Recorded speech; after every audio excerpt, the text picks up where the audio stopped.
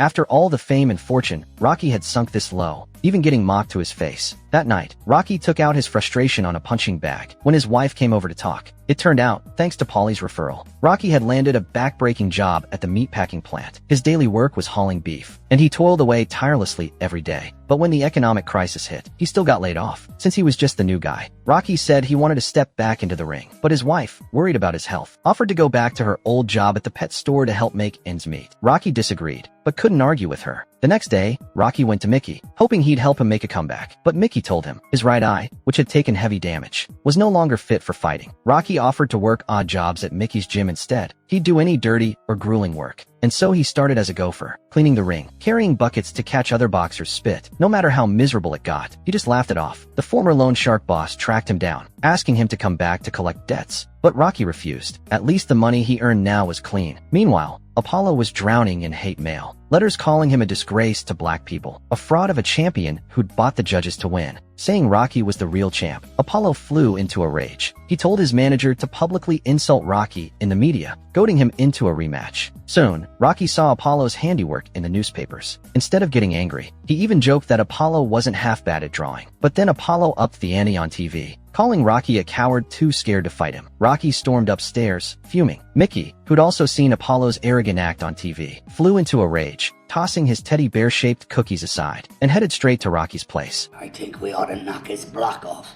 Absolutely.